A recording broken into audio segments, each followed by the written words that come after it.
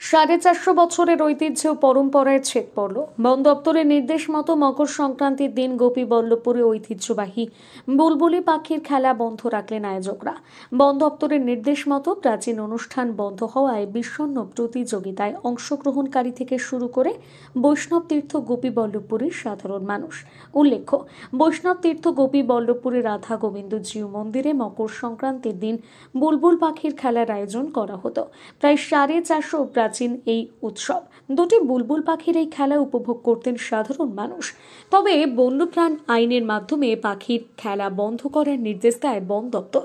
বন দপ্তরের নির্দেশ মতো মকর সংক্রান্তির দিন প্রাচীন বুলবুলি পাখির খেলা স্থগিত রাখার সিদ্ধান্ত নেয় শ্রীপাঠ গোপীবল্লভপুরের রাধা গোবিন্দ জিউ। মঙ্গলবার সাংবাদিকদের মুখোমুখি হয়ে এমনই কথা জানালেন শ্রীপাঠ গোপীবল্লভপুরের মহন্ত মহারাজ কৃষ্ণ কেশবানন্দ দেব গোস্বামী। আয়োজক কমিটির সত্যরঞ্জন বারিক। এদিন আয়োজকদের পক্ষ থেকে জানানো হয়েছে 451 বছর ধরে বুলবুলি পাখির লড়াইয়ের আয়োজন করা হতো। তবে সদ্য বন দপ্তরের পক্ষ থেকে একটি নোটিশ জারি করে লড়াই বন্ধ করার কথা বলা হয়েছে।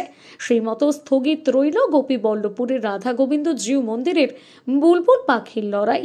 তবে আয়োজকদের পক্ষ থেকে জানানো হয়েছে আগামী দিনে আইন মেনে যাতে ঐতিহ্য রক্ষা করা যায় তার জন্য চেষ্টা চালানো হবে। গোপীবল্লভপুর গুপ্ত বৃন্দাবন ঠাকুরবাড়ি আমরা সবাই জানি যে শতাব্দী প্রাচীন প্রায় 450 বছরের সংস্কৃতি ঐতিহ্য এবং একটা পরম্পরা। আমাদের পূর্বপুরুষরাও এই পরম্পরায় ধারাবাহিকভাবে এই বুলবুল পাখির খেলায় তারা অংশগ্রহণ করতেন। মূলত আমাদের জানি এটা বৈষ্ণব পীঠস্থান, এখানে সবসময় শান্তির বাতাবরণ, শান্তির আবহ প্রতিষ্ঠা হয়। অনেকের ধারণায় বুলবুল পাখির লড়াইকে কেন্দ্র করে রক্তপাতজনিত কোনো কারণ বা পাখি আঘাতপ্রাপ্ত হয়, এরকম অনেক ঘটনা ঘটেছে। পরবর্তী ক্ষেত্রে যাই হোক, এই সমাজ ব্যবস্থা এবং সেই সমাজ ব্যবস্থাকে সামনে রেখে আইন তৈরি হয়।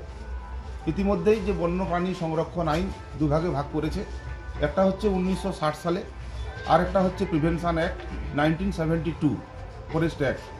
এ নিয়ে কিন্তু আমাদের মধ্যে একটা আঘাতপ্রাপ্ত আমরা হলাম যে আমাদের এই ভারতবর্ষে যে বন্যপ্রাণী সংরক্ষণ আইন 1972 এবং 1960 সালে যে তৈরি হয়েছিল, তার আগের থেকে কিন্তু এই বুলবুল পাখির যে খেলা প্রাচীন একটা ঐতিহ্য মেনে চলেছে। পরবর্তী ক্ষেত্রে আইন যখন তৈরি হয় তারপরেও প্রায় 60 বছর আমাদের খেলা হয়েছে।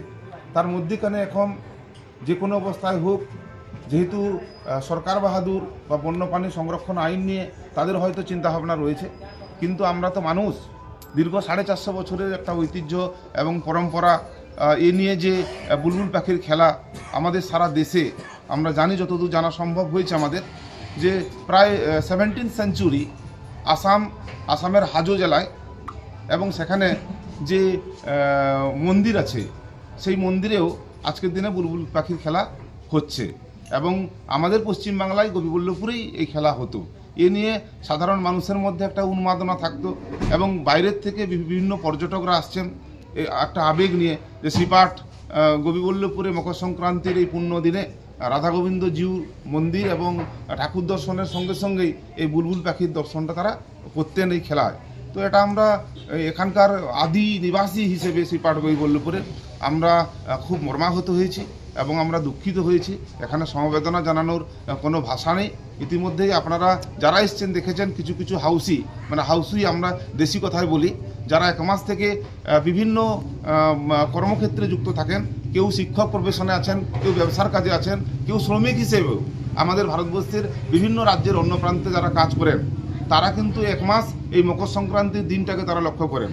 এবং এখনই আমরা দেখেছি আমাদের একজন হাউসি বলছেন যে 2000 কিলোমিটার আমি পাড়ি দিয়ে আজকের এই দিনটার জন্য আমি 1 মাস ধরে এসেছি, যে আজকের এই বুলবুল পাখির খেলায় অংশগ্রহণ করব এবং আমাদের যে রীতি প্রথা আছে, যে আমাদের এত এলাকার এত অঞ্চলের যে সুখ সমৃদ্ধি এবং শান্তি প্রতিস্থাপনের জন্য আমাদের পূর্বপুরুষরা যেভাবে ঐতিহ্যকে বহন করে নিয়ে এসেছিলেন, 451তম আমরা পার করেছি, 452 এটা আমাদের ছেদ পড়ল।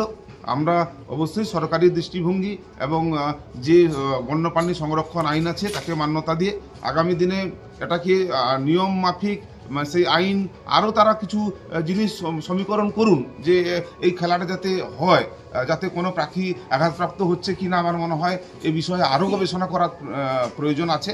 আগামী দিনে আমরা সর্বস্তরে আবেদন নিবেদন করব আইনি নির্দেশ এবং বলিকে মান্যতা দিয়ে, যে নিয়মাবলী রয়েছে মান্যতা দিয়ে আগামী দিনে যাতে আমাদের এই ঐতিহ্য পরম্পরা অটুট থাকে, যাতে বিলুপ্ত না হয়, তার জন্য আমরা সবার কাছে আহ্বান জানাবো যাতে আগামী দিনে এই খেলা সচল থাকে এবং চালু থাকে। গ্রুপ খেলার লড়াই নিয়ে সত্যরঞ্জন বারিক যে এই বিষয়ে যে উপস্থাপন করলেন তাতে আমাদের সকলে একমত। কারণ ঐতিহ্যকে নষ্ট করে দেওয়ার সঙ্গে সঙ্গে যায়, কিন্তু ঐতিহ্য পালন করা খুব কঠিন। এই জন্য আমরা চেষ্টা করব সরকারের নিয়ম এবং নিয়মাবলী এবং আইন মেনে আমরা যতটুকু করা যায় সেটুকু করার। এবং আমরা শুনেছি আসামে যে কোথায় হাইকোর্টের আবেদন করে সেখানকার আদেশ নিয়ে খেলা হচ্ছে শুনেছি, আমরা জানি না এখনও।